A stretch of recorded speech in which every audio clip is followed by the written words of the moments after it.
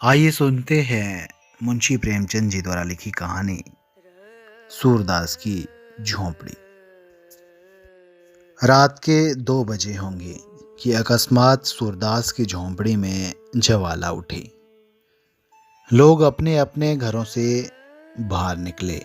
निद्रावस्था में भी उपचेतना जागती रहती है। दम के दम में सैकड़ों आदमी जमा हो गए।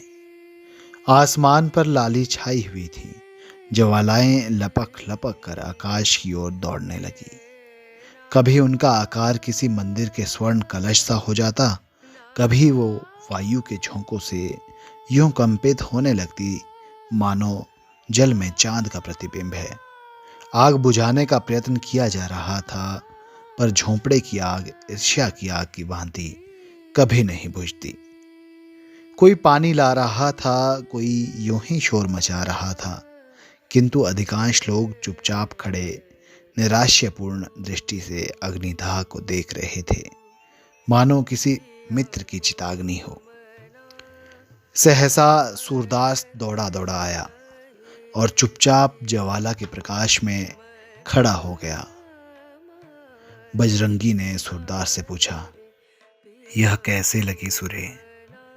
चूल्हे में आग तो नहीं छोड़ दी थी? जिस पर सूरदास ने कहा, झोंपड़े में जाने का कोई रास्ता ही नहीं है। ओह, अब तो अंदर बाहर सब एक हो गया है। दीवारें जल रही है, किसी भी तरह नहीं जा सकता। कैसे जाओगे? देखते नहीं यहाँ तक लपटें आ रही हैं। अरे सूर्य, क्या चूल्हा ठंडा नहीं किया था? चूल्हा ठंडा किया होता तो दुश्मनों का कलेजा कैसे ठंडा होता, नायक राम ने कहा। जिस पर जगधर कहने लगा, पंडा जी, मेरा लड़का काम ना आए। अगर मुझे कुछ भी मालूम हो, तुम मुझ पर नाहक ही सुबह करते हो। तो नायक राम भी प्रत्युत्तर में कहता है, मैं जानता हूं जिसने लगाई है, बिगाड़ ना दूं तो कहना। और वहीं पर खड़ा ठाकुर दीन भी नायक राम को कहने लगा, रे तुम क्या बिगाड़ोगे, भगवान आप ही बिगाड़ देंगे। इसी तरह जब मेरे घर में चोरी हुई थी ना, तो सब सभा हो गया था। जगधर ने फिर से प्रत्युत्तर दिया, जिसके मन में इतनी खुटाई हो, भगवान उसका सत्यानाश कर दे, सत्यानाश। सूरदास भी भरे हुए मन से कहने लगा, अब तो लपट नहीं आती। बजरंगी, हाँ, फूस जल गया है ना, अब धरन जल रही है। हाँ, अब तो अंदर जा सकता हूं। नायक राम कहने लगा कि अंदर तो जा सकते हो, पर बाहर नहीं निकल सकते। अब चलो, आराम से सो जाओ, और जो होना था हो गया, पछताने से क्या होगा। सूरदास, हाँ, सोता तो रहूंगा, जल्दी क्या है। थोड़ी देर में रही सही आग भी बुझ गई। कुशल यह हुई कि और किसी के घर में आग न लगी। सब लोग इस दुर्घटना पर आलोचनाएं करते हुए विदा हुए। सन्नाटा छा गया, पूर्ण सन्नाटा। किंतु सूरदास अब भी वहीं बैठा हुआ था। उसे झोंपड़े के जल जाने का दुख नहीं था, बर्तन आदि के जल जाने का भी दुख नहीं था। दुख था तो उस पोटली का, जो उसकी उम्र भर की कमाई थी, जो उसके जीवन की सारी आशाओं का आधार थी, जो उसकी सारी यातनाओं और रचनाओं का निष्कर्ष थी। इस छोटी सी पोटली में उसका, उसके पितरों का और उसके नामलेवा का उद्धार संचित था। यही उसके लोक और परलोक, उसके दीन दुनिया का आशा दीपक थी। सूरदास ने सोचा, पोटली के साथ रुपए थोड़े ही जल गए होंगे। अगर रुपए पिघल भी गए होंगे तो चांदी कहाँ जाएगी। क्या जानता था कि आज यह आपत्ति आने वाली है। नहीं तो यहीं ना सोता, पहले तो कोई झोंपड़ी के पास आता ही ना, और अगर आग लगाता भी तो पोटली को पहले ही निकाल लेता। सच तो ये है कि मुझे यहाँ रुपए रखने ही नहीं चाहिए थे, पर रखता भी कहाँ। मोहल्ले में ऐसा कौन है जिसे रखने को देता। हाय हाय। पूरे 500 रुपए थे, कुछ पैसे ऊपर हो गए होंगे। क्या इसी दिन के लिए पैसे बटोर रहा था मैं? खा लिया होता तो कुछ तस्कीन होती। क्या सोचता और क्या हुआ। गया जाकर पितरों को पिंड देने का इरादा किया था। अब उनसे कैसे गला छूटेगा। सोचता था कहीं मिठुआ की सगाई ठहर जाए तो कर डालूं। बहू घर में आ जाए तो एक रोटी खाने को मिले। अपने हाथों ठोंक ठोंक खाते हुए एक जुग बीत गया। बड़ी भूल हुई। चाहिए था कि जैसे जैसे हाथ में रुपए आते एक एक काम पूरा करता जाता। बहुत पांव फैलाने का यही तो फल है। उस समय तक राख ठंडी हो चुकी थी। सूरदास अटकल से द्वार की ओर झोंपड़े में घुसा, पर 2-3 पग के बाद एकाएक पांव भूबल में पड़ गया। ऊपर राख थी लेकिन नीचे आग। तुरंत पांव खींच लिया और अपनी लकड़ी से राख को उलटने पलटने लगा, जिससे नीचे की आग भी जल्द ही राख हो जाए। आध कर घंटे में उसने सारी राख नीचे से ऊपर कर दी और तब फिर डरते डरते राख में पैर रखा। राख गर्म थी पर असह्य ना थी। उसने उसी जगह की सीध में राख को टटोलना शुरू किया जहां छप्पर में पोटली रखी थी। उसका दिल धड़क रहा था। उसे विश्वास था कि रुपए मिले या ना मिले, पर चांदी तो कहीं गई नहीं। सहसा सूरदास उछल पड़ा। कोई भारी चीज हाथ लगी हो जैसे, और उसे उठा लिया, पर टटोल कर देखा तो मालूम हुआ ईंट का टुकड़ा है। फिर टटोलने लगा जैसे कोई आदमी पानी में मछलियां टटोले, मगर कोई चीज हाथ ना लगी। तब तो उसने नैराश्य की उतावली और अधीरता के साथ सारी राख छान डाली। एक एक मुट्ठी राख हाथ में लेकर देखी। लोटा मिला, तवा मिला, किंतु पोटली ना मिली। उसका वह पैर जो अब तक सीढ़ी पर था फिसल गया और अब वह अथाह गहराई में जा पड़ा। उसके मुख से सहसा एक चीख निकल आई। वह वहीं राख पर बैठ गया और बिलख बिलख कर रोने लगा। यह फूस की राख ना थी, उसकी अभिलाषाओं की राख थी। अपनी बेबसी का इतना दुख उसे कभी ना हुआ था।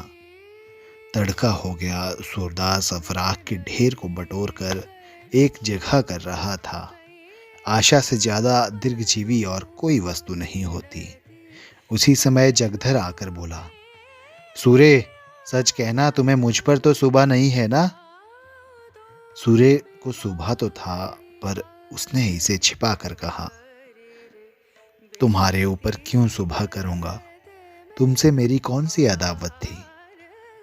जिस पर जगधर कहने लगा, देख सूरे, मोहल्ले वाले तुम्हें भड़काएंगे, पर मैं भगवान से कहता हूं मैं इस बारे में कुछ नहीं जानता।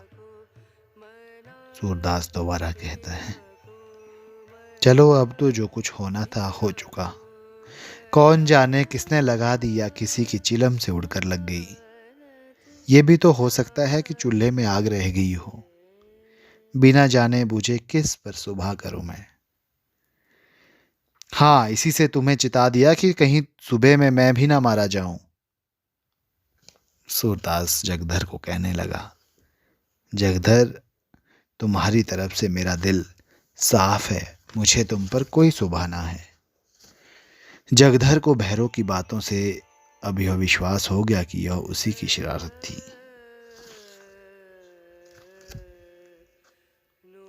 उसने सूरदास को रुलाने की बात कही थी।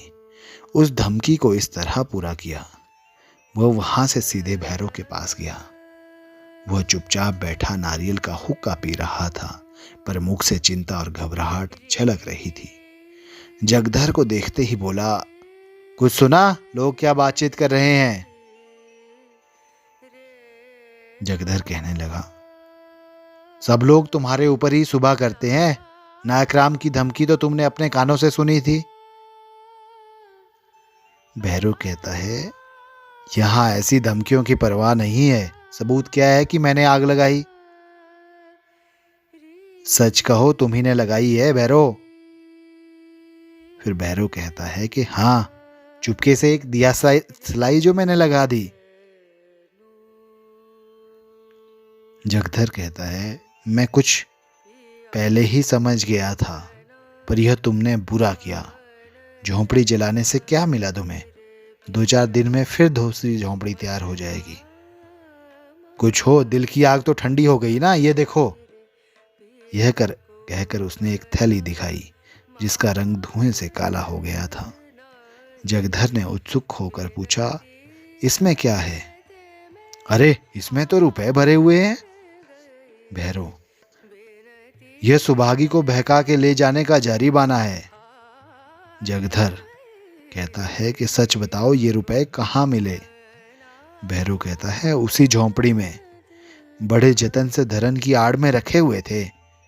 पाजी रोज राहगीरों को ठग ठग कर पैसे लाता था और इसी थैली में रखता था। मैंने गिने हैं, 500 से ऊपर है। ना जाने कैसे इतने रुपए जमा हो गए। बच्चों को इन्हीं रुपयों की गर्मी थी ना, अब गर्मी निकल गई।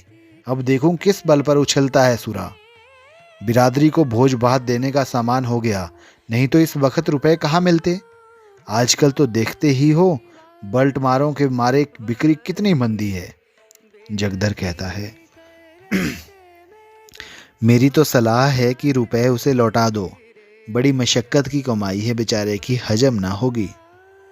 जगधर दिल का खोटा आदमी नहीं था, पर इस समय उसने यह सलाह उसे नेक नीति से नहीं, हसद से दी थी। उसे यह असह्य था कि भैरों के हाथ इतने रुपए लग जाएं। भैरव आधे रुपए उसे देता तो शायद उसे तस्कीन हो जाती, पर भैरव से यह आशा ना की जा सकती थी। बेपरवाही से बोला, मुझे अच्छी तरह हजम हो जाएगी। हाथ में आए हुए रुपए को नहीं लौटा सकता। उसने तो भीख मांगकर ही जमा किए हैं, गेहूं तो नहीं तोला था। जगधर कहता है, भैरव, पुलिस सब खा जाएगी। सूरा पुलिस में नहीं जाएगा, रो धोकर चुप हो जाएगा। जगधर कहने लगता है, गरीब की हाय बड़ी जानलेवा होती है भैरव भाई। भैरव, वह गरीब है? अंधा होने से ही गरीब हो गया? जो आदमी दूसरों की औरतों पर डोरे डाले, जिसके पास सैकड़ों रुपए जमा हो, जो दूसरों को रुपए उधार देता है, वो गरीब है? गरीब जो कहो तो हम तुम है। घर में ढूंढ आओ, एक पूरा रुपया ना निकलेगा। ऐसे पापियों को गरीब नहीं कहते। अभी मेरे दिल का कांटा नहीं निकला, जब तक उसे रोते ना देखूंगा यह कांटा ना निकलेगा। जिसने मेरी आबरू बिगाड़ दी, उसके साथ तो चाहे जो करूं, मुझे पाप नहीं लग सकता। जगधर का मन आज खोंचा लेकर गलियों का चक्कर लगाने में न लगा। छाती पर सांप लौट रहा था। इसे दम के दम में इतने रुपए मिल गए, अब मौज उड़ाएगा। तकदीर इस तरह खुलती है, यहाँ कभी पड़ा हुआ पैसा भी ना मिला। पाप पुण्य की कोई बात नहीं, मैं ही कौन दिन भर पुण्य किया हो करता हूँ। दमड़ी छदाम कौड़ियों के लिए टेनी मारता हूँ, बाट खोटे रखता हूँ, तेल की मिठाइयों को घी कहकर बेचता हूँ। ईमान गंवाने पर भी कुछ नहीं लगता। जानता हूँ यह बुरा काम है, पर बाल बच्चों को पालना भी तो जरूरी है। इसने ईमान खोया तो कुछ लेकर खोया। गुनाह बेलजत नहीं रहा, अब 2-3 दुकानों का और ठेका ले लेगा। ऐसे ही कोई माल मेरे हाथ भी पड़ जाता तो जिंदगी सुफल हो जाती। जगधर के मन में ईर्ष्या का अंकुर जमा। वह भैरों के घर से लौटा तो देखा कि सूरदास राख को बटोर कर उसे आटे की भांति गूंथ रहा है। सारा शरीर भस्म से ढका हुआ है और पसीने की धारें निकल रही हैं।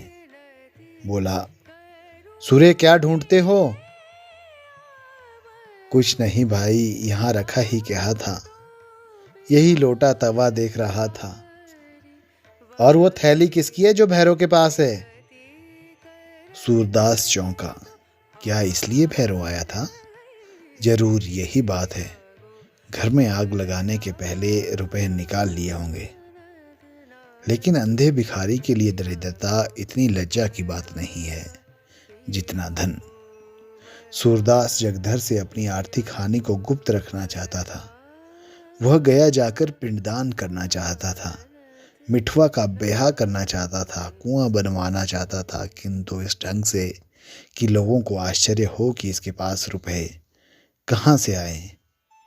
लोग यही समझे कि भगवान दीन जनों की सहायता करते हैं। भिखारियों के लिए धन संचय पाप संचय से कम अपमान की बात नहीं है। बोला, मेरे पास थैली वैली कहाँ है यार? होगी किसी की थैली, होती तो भीख मांगता। अरे मुझसे उड़ते हो? भैरव मुझसे स्वयं कह रहा था कि झोंपड़े में धरन के ऊपर यह थैली मिली, 500 रुपए से कुछ बेसी है। अरे जगधर भाई, वो तुमसे हंसी करता होगा। 5.5 रुपए तो कभी जुड़े ही नहीं, 550 कहाँ से आते? इतने में सुभागी भी वहां आ पहुंची। रात भर मंदिर के पिछवाड़े अमरूद के बाग में छिपी बैठी थी। वह जानती थी कि आग भैरव ने लगाई है। भैरव ने उस पर जो कलंक लगाया था उसकी उसे विशेष चिंता ना थी, क्योंकि वह जानती थी किसी को इस पर विश्वास न आएगा।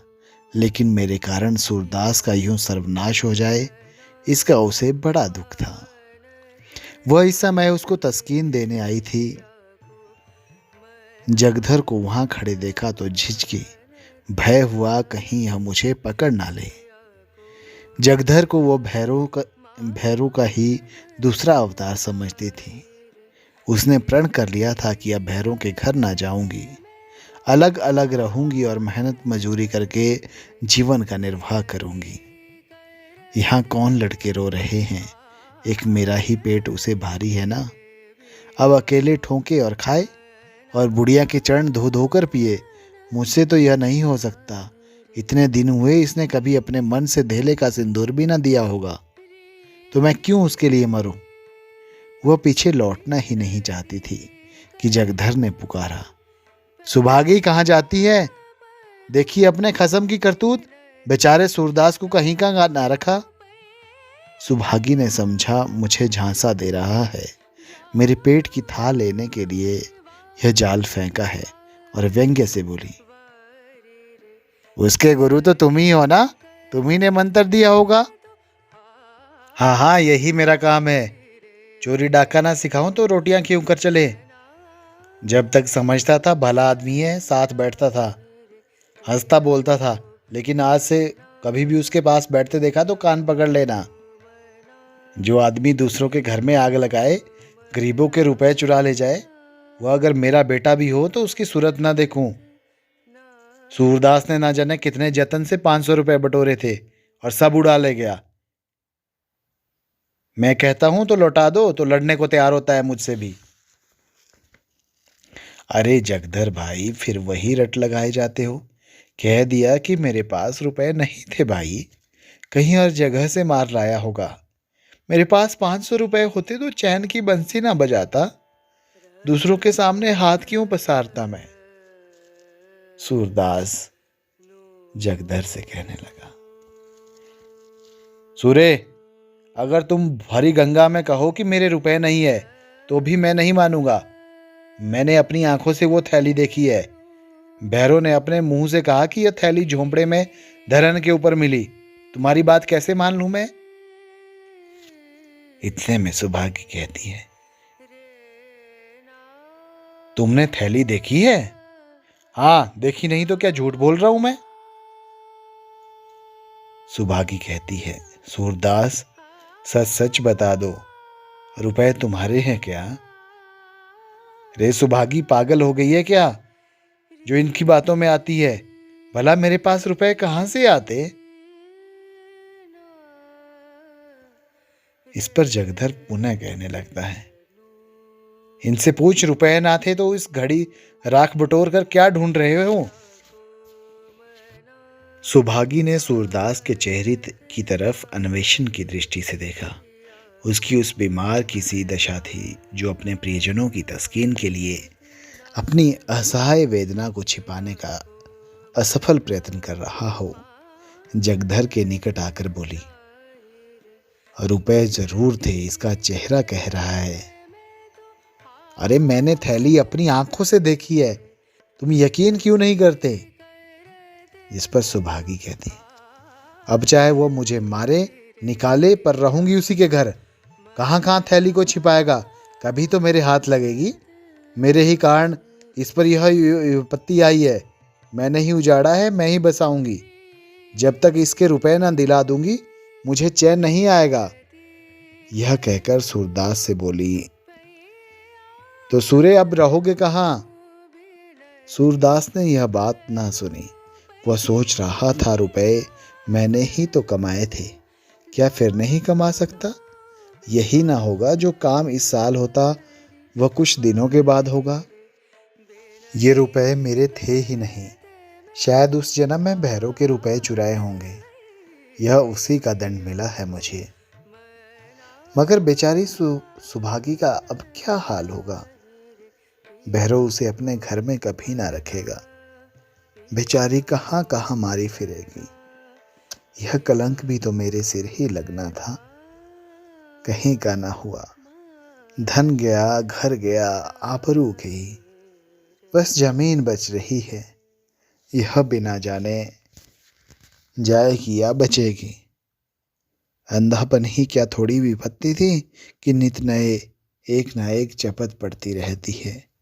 जिसके जी में आता है चार खोटी खरी सुना देता है।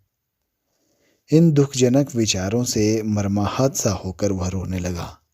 सुभागी जगधर के साथ भैरव के घर की ओर चली जा रही थी और यहाँ सूरदास अकेला बैठा हुआ रो रहा था।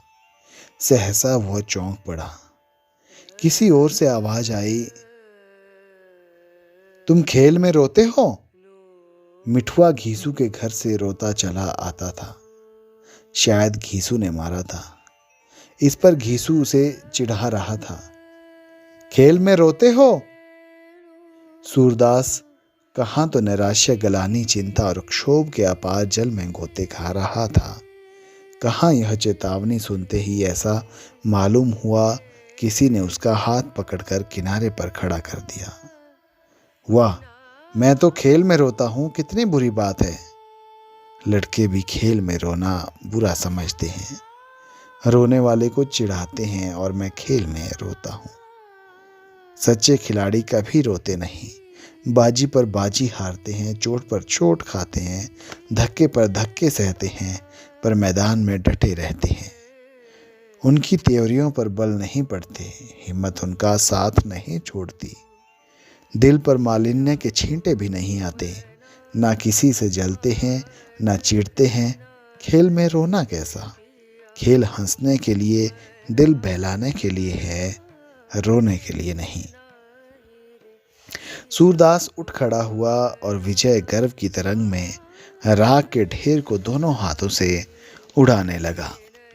एक क्षण में मिठुआ, घीसू और मोहल्ले के 20 लड़के आकर इस भस्म स्तूप के चारों ओर जमा हो गए और मारे प्रश्नों के सूरदास को परेशान कर दिया। उसे राख फेंकते देखकर सभी को खेल हाथ आया। राख की वर्षा होने लगी। दम के दम में सारी राख बिखर गई। भूमि पर केवल काला निशान रह गया। मिठुआ ने पूछा, दादा अब हम रहेंगे कहाँ? सूरदास ने जवाब दिया, बेटा दूसरा घर बनाएंगे। और कोई फिराग लगा दे तो फिर बना लेंगे। और फिर लगा दे तो भी हम फिर घर बना लेंगे। और कोई 1000 बार आग लगा दे तो हम 1000 बार बनाएंगे बेटा। बालकों को संख्याओं से विशेष रुचि होती है। मिठुआ ने फिर पूछा, और जो कोई 100 लाख बार लगा दे? सूरदास ने उसी बालोचित सरलता से उत्तर दिया, तो हम भी 100 लाख बार बनाएंगे, लेकिन घर बनाएंगे जरूर। और ये कहानी यहीं पर खत्म हो जाती है। तो ये थी हमारी कहानी सूरदास की झोंपड़ी। सूरदास की झोंपड़ी कहानी प्रेमचंद के प्रसिद्ध उपन्यास रंगभूमि का ही एक अंश है, जैसा कि हमने पहले भी बताया। एक दृष्टिहीन व्यक्ति जितना बेबस और लाचार जीवन जीने को अभिशप्त होता है, सूरदास का चरित्र ठीक इसके विपरीत है। सूरदास अपनी परिस्थितियों से जितना दुखी और आहत है, उससे कहीं अधिक आहत है भैरव और जगधर द्वारा किए जा रहे अपमान से और उनकी उनकी ईर्ष्या से। भैरव की पत्नी सुभागी भैरव की मार के डर से सूरदास की झोंपड़ी में छिप जाती है और सुभागी को मारने भैरव सूरदास की झोंपड़ी में घुस जाता है, किंतु सूरदास के हस्तक्षेप से वह उसे मार नहीं पाता। इस घटना को लेकर पूरे मोहल्ले में सूरदास की बदनामी होती है। जगधर और भैरव तथा अन्य लोग उसके चरित्र पर प्रश्न उठाते हैं।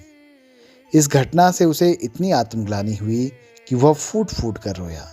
भैरव को उकसाने और भड़काने में जगधर की प्रमुख भूमिका रही। उसे ईर्ष्या इस बात की थी कि सूरदास चैन से रहता है, खाता पीता है, उसके चेहरे पर निराशा नहीं झलकती, जबकि जगधर को खाने कमाने के लाले पड़े हुए हैं। भैरव की भंवरिया सुभागी पर जगधर नजर भी रखता है।